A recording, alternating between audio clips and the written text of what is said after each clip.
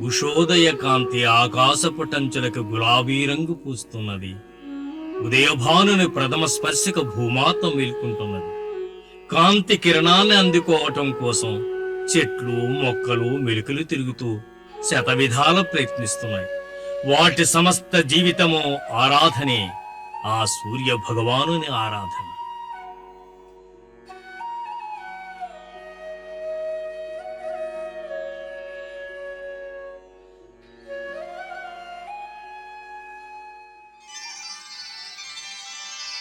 ప్రకృతి అద్భుత అభివ్యక్త రూపాలన్నిటిలోనూ పుష్పాలు అత్యంత పరిపూర్ణమైనవి, అత్యంత దివ్య సృష్టికి చెందినవి. తమ సుకుమార సౌందర్యంతో, పరిమళంతో, ఉత్సాహపూరిత వర్ణాలతో అవి మనకి నేత్రపర్వంగా ఉండటమే కాదు, మన ఇంద్రియాలకు ఉల్లాసాన్ని కలిగిస్తాయి. అంతేకాదు, అవి మరింత ఆశ్చర్యకరమైన రీతులతో మనల్ని కదిలిస్తాయి. అవి మన సంతోష సాఫల్యతలు, భక్తి ఆరాధనలు, ప్రేమాస్మృతులు, బాధా విషాదాల వంటి అంతరాంతరానుభూతుల సౌకుమార్యపు లోతులను స్పృశిస్తాయి.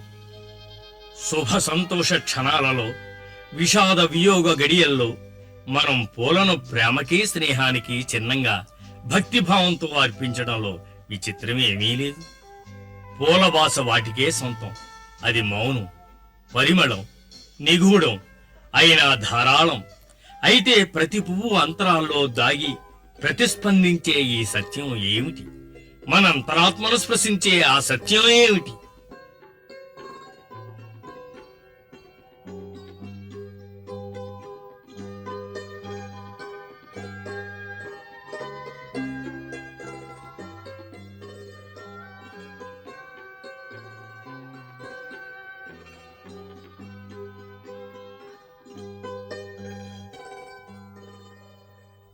ఒకానొకడు ఓ కొండ గుట్ట మీద రోజుల తరబడి ఓ బండరాతిని బద్దలు కొడుతూ చెక్కుతూ ఉండేవాడట. ఆ దారిని పోయే గ్రామస్తులు వాణ్ణి చూసి నవ్వుకునేవారట.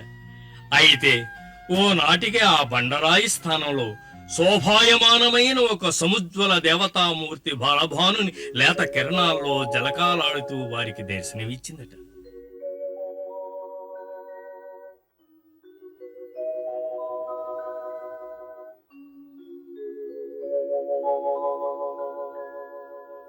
ఆ దేవతామూర్తి అందులో దాగి ఉన్నట్లు అతనికెలా తెలుసు అని ఆ పలియలో అబ్బురపడుతూ ఉంటే, ఆ శిల్పి దూర తీరాల్లోకి చూస్తూ మెల్లగా ఇలా అంటున్నాడు. ఆమె నాకు అందులో దర్శనమయ్యింది. ఆ శిల్పి దృష్టి రాతిలోని దేవతామూర్తిని దర్శించడానికి చొచ్చుకుపోయింది. దానిలోని సత్యాన్ని, యథార్థాన్ని చూశాడతడు. పూల విషయంలోనూ అంతే. అతి సామాన్యమైన చిన్న పువ్వు నుంచి అత్యంత సుందర పుష్పం వరకు ప్రతిదీ తనలోని విశిష్టార్థాన్ని, అంతఃసత్యాన్ని తెలియజేస్తూ ఉంటుంది. పాశ్చాత్య దేశాలలో ముట్టుకుంటే వాడిపోయే నాజూకైన ఫర్గెట్ మీ నాట్ అనే నీలిపూల్ ఎడబాటును తెలిసే పూలు. చిరకాల స్మృతికి అది మృదువైన చిహ్నం. భారతదేశంలో పూజ సమయంలో పూలకి ఎంతో ముఖ్యమైన స్థానం ఉంది. ఒక్కో దేవునికి ఒక్కో ప్రత్యేకమైన పుష్పం సమర్పించుకునే సాంప్రదాయం ఉంది. దేవీ దేవతలకు అంకితమయ్యబడిన ఆ పూలు వారి ఆధ్యాత్మిక సత్యాన్ని ప్రతిబింబిస్తాయి. దేవదేవుడైన పరమశివుని బిల్వ పత్రాలతో, ఉమ్మెత్త పూలతో పూజిస్తారు.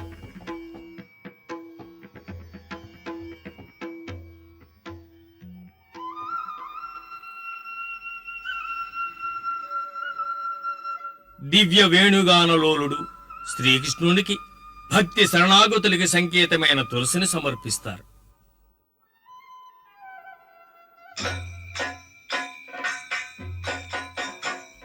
సర్వదుష్ట సంహారిని మహాదేవి దుర్గకి శక్తిని, బలాన్ని వెదజల్లే ఎర్రమందారాన్ని సమర్పించుకుంటారు.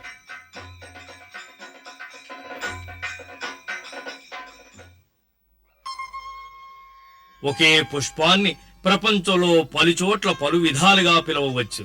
అయితే దాని అర్థ ప్రాముఖ్యత మాత్రం ఒక్కటే.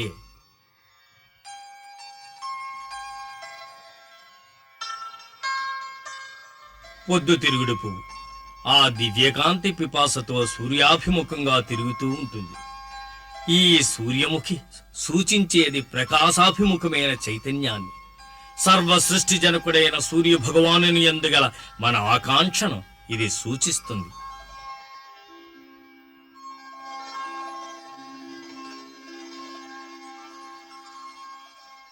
ఇది మల్లెపూ, తెల్లగా, పరిమళంతో, స్వచ్ఛంగా, నిలకడైన ప్రశాంతితో ఇది పవిత్ర భావాన్ని కలిగిస్తుంది. పేరేమైతేనేమి, దివ్య పరిమళోపేతమైన మల్లె శుద్ధతకు చిహ్నం.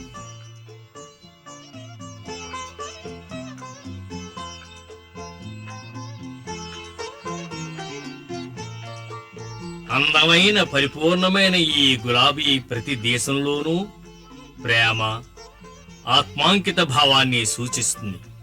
తన మహోన్నత స్థితిలో అది పరమాత్మ యందుగల ప్రగాఢ ప్రేమను అభివ్యక్తం చేస్తుంది. ప్రతి పువ్వు ఇంతే, అది ఒక అద్వితీయ ప్రకంపన, భావగర్భితం, ఒక మహోన్నత సత్యం, ఆధ్యాత్మిక యథార్థ నామం. పుష్పరూపమైన ప్రకృతి రహస్యాన్ని మనం ఎట్లా తెలుసుకుంటాం? పుష్ప హృదయంలోకి ఎలా చొరబడటం? వినరాని వాటి మాటలను ఆలకించడం ఎట్లా? వాటి మౌన భాషను అర్థం చేసుకునేది ఎలా? పుష్ప రూపంలో దైవోన్ముఖంగా సాగుతున్న ప్రకృతి సుందర ఆకాంక్షను మనం తెలుసుకునేదెట్లా? పుష్ప హృదయాంతరాలలోకి పోయి దాని నిజమైన అర్థాన్ని తెలుసుకోవడం ఎలా సాధ్యం?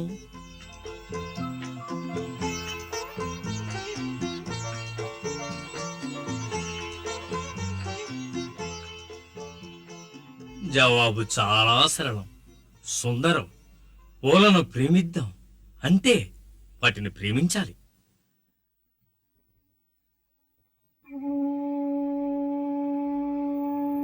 సూర్యుడు అస్తమించి అంతటా నిశ్శబ్దత ఆవరించినప్పుడు ఒక్క క్షణం కూర్చొని ఆ ప్రకృతితో తదాత్మ్యం చెందండి. ప్రకాశాన్ని తీసుకొచ్చి సంతోషాన్నిచ్చే ఆ దేనికోసమో కోల్పోయిన ఆ ప్రకాశాన్ని తిరిగి పొందాలనే తహతహ, ప్రగాఢ ప్రేమావాంఛల అభీష్ట పృథ్వీ లోతుల్లోంచి చెట్ల వేళ్లగుండా వాటి అణువణువు నుండి విస్తరించిన ఆ అత్యున్నత శాఖల వరకు పైకి ఎగసి వస్తున్నట్టు అనుభూతి పొందుతారు.